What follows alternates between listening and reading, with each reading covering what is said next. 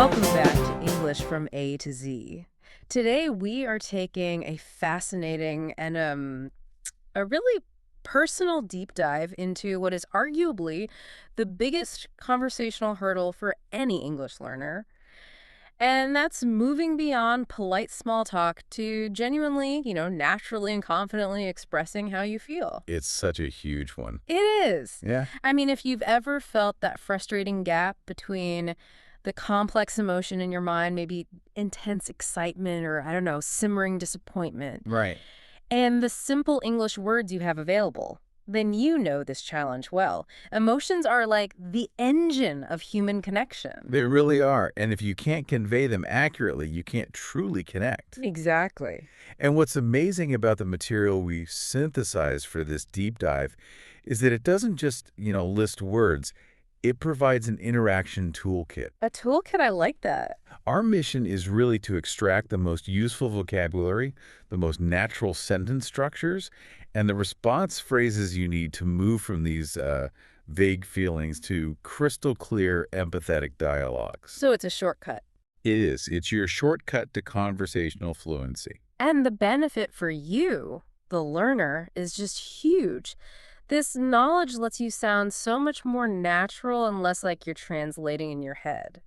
We're giving you the precise linguistic tools for those moments when you feel like, ugh, I can't express myself, by actually giving you the natural way to express that feeling itself. Okay, let's unpack this. Let's start with the high end of the emotional spectrum, positive feelings.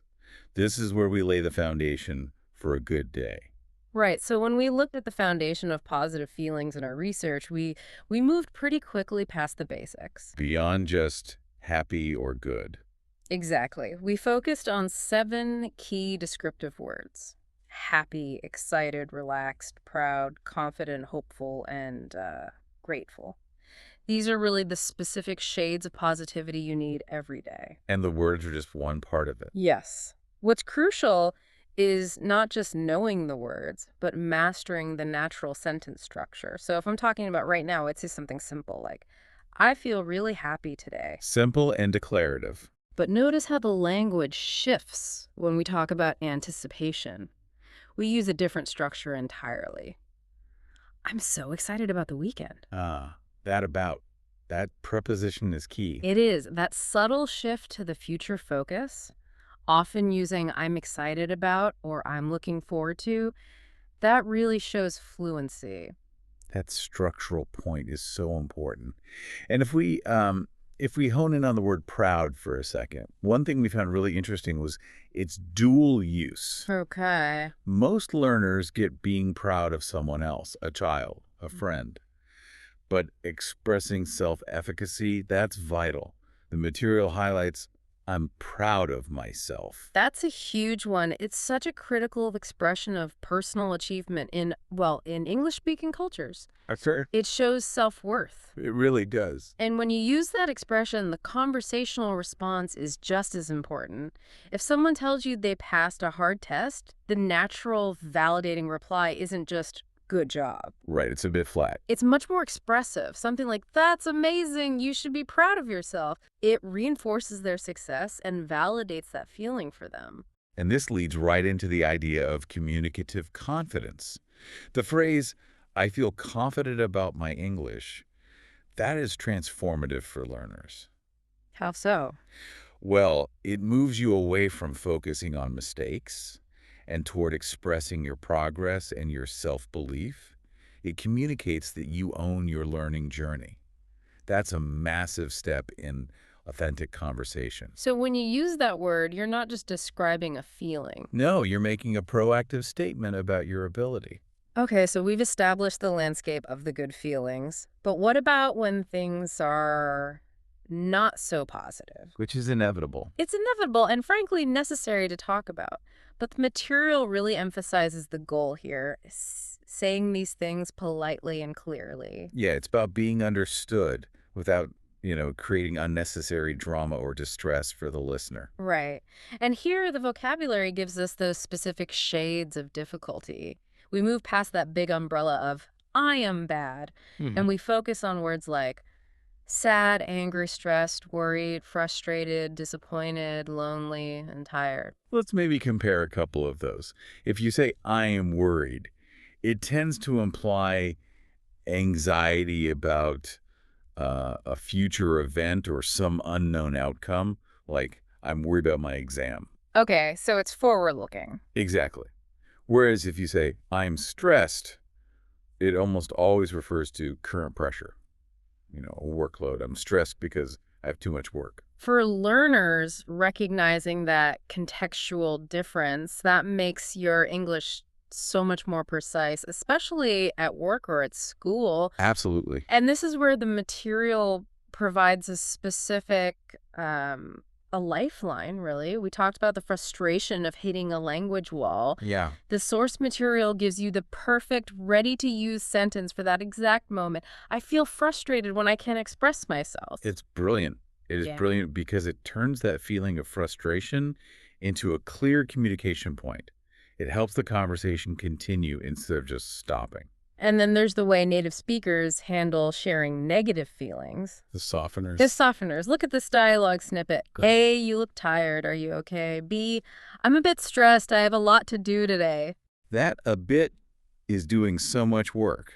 It is. Using words like a bit or a little or sometimes even kind of is just essential for polite English conversation. It signals to the listener that, okay, you're having a hard time, but you're not collapsing. It's a linguistic way of being honest while also maintaining, social comfort.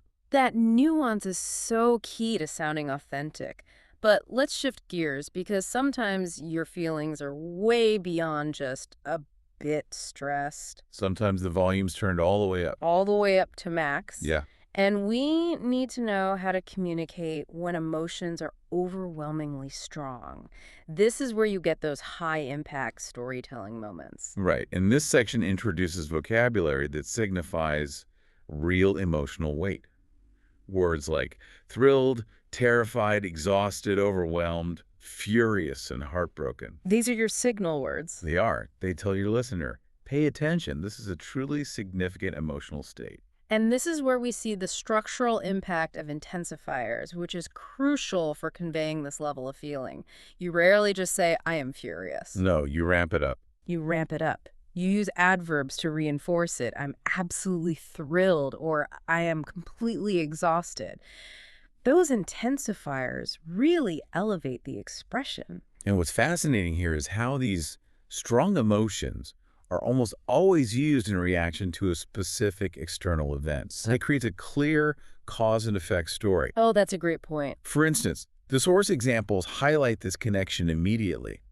I'm furious. Someone scratched my car. The severity of the emotion is justified by the external damage. And on the negative side, I'm heartbroken. My favorite team lost.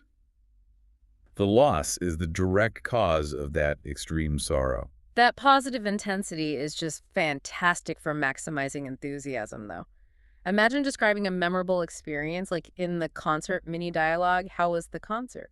It was amazing. I was thrilled the whole time. Using thrilled instead of just happy makes the difference between a simple statement and an immersive description that the listener can really feel. It's also worth looking at the contrast between some of those high-intensity words. Exhausted and overwhelmed, for example, they're often used interchangeably, but there's a subtle difference. Okay. Exhausted is mainly physical or, cognitive depletion, but overwhelmed is often a mental state, just too many things happening at once. So I'm physically exhausted after the run versus Versus, I feel mentally overwhelmed with all these deadlines. It's a useful distinction. that helps differentiate the usage perfectly. Now let's acknowledge a simple truth. Feelings are rarely simple. They're not organized. Not at all. Often you're not purely positive or purely negative, you're both, or you're just completely unsure. So we need the language to acknowledge that complex reality, mixed or confusing emotions. This is such a critical step into advanced conversational fluency. Because English speakers, they really value that kind of vulnerability and complexity. It shows self-awareness. So the language needs to accommodate that uncertainty. Absolutely. And the material provides some incredibly useful expressions for this. For the learner who is just struggling to even name the feeling, there's the simple acknowledgement. I feel a bit confused. Simple, but effective. Very. But the real power comes from acknowledging duality. The expression, I'm excited and nervous at the same time, is so common and so natural. Right, it expresses that tension that comes with almost any big life event. A new job, a big move. A presentation. It's an admission that two opposing feelings can coexist. And sometimes the most sophisticated response is actually the simplest one. I'm not sure how I feel. Yes, that shows honesty and emotional intelligence.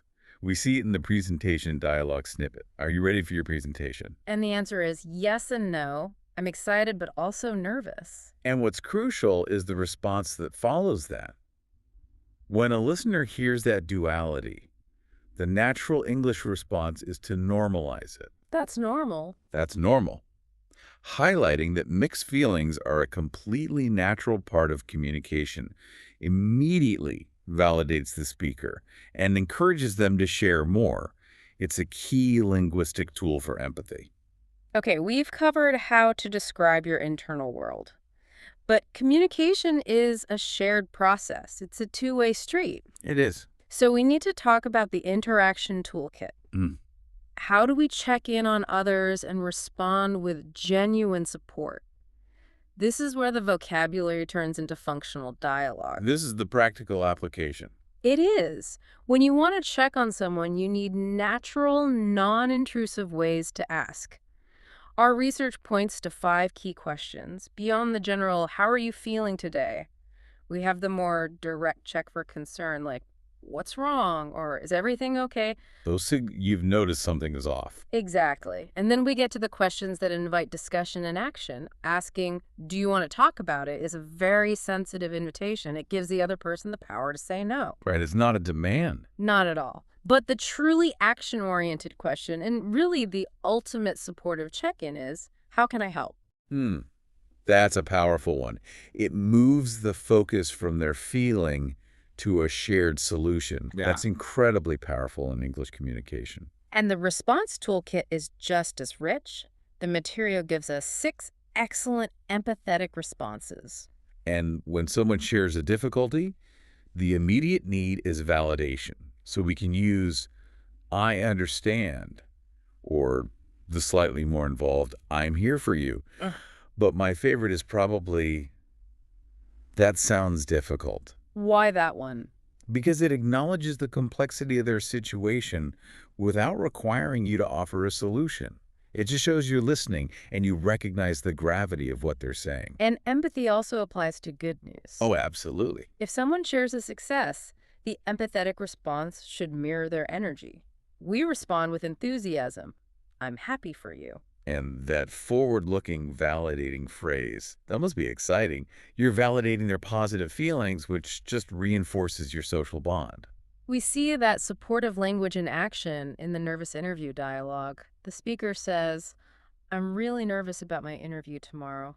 And the best response isn't to dismiss that feeling, but to use the combined tools of validation and encouragement. So B says, I understand. You'll do great. I believe in you. That short exchange does so much. It validates the nervousness with, I understand, while immediately offering motivation with, you'll do great. It's the practical application of supportive vocabulary. Okay, let's bring it all together. We've covered the vocabulary, the intensity, the complexity, and that whole interaction flow. Right. Our material provides a set of practice sentences that perfectly illustrate the structures we need to sort of memorize and internalize. Yeah, and if you analyze those sentences, you see the variety of emotional structures available to you. You have that simple self-affirmation we discussed, I feel confident about my English. Right. Then you have honest vulnerability. I'm worried about the future and the complexity we spent time on. I'm excited and nervous. It's a wonderful summary of the range of tools we've extracted. This focus on structure allows us to graduate quickly to the final conversation practice that was in the material. This dialogue perfectly exemplifies how multiple emotional expressions and responses get woven together. It's a great little script. Let's walk through the flow. A starts with the check-in. Hey, how you feeling today? And B responds honestly, combining a softener with that vulnerability. Honestly, I'm a bit overwhelmed. I've too much to do. The word choice is so precise. It is. And A responds with the empathetic tool we just established. I understand. I felt the same last week. That builds immediate rapport, sharing a personal, relatable experience. Exactly. But B doesn't stop there. They add the complexity we talked about, the hope that coexists with the difficulty. But I'm also hopeful. I think things will get better. That short exchange manages to weave together feeling overwhelmed, being understood, and expressing hopeful resilience, all in a very short, natural back and forth. That is the goal. That's what it means to sound truly confident and natural in English. That analysis really shows the depth of these expressions.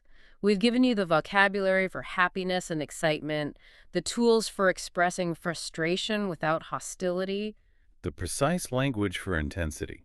and the essential phrases for being empathetic. Practicing these expressions moves you decisively towards sounding more natural and confident in every single conversation you have in English, because you can describe not just what happened, but how it felt.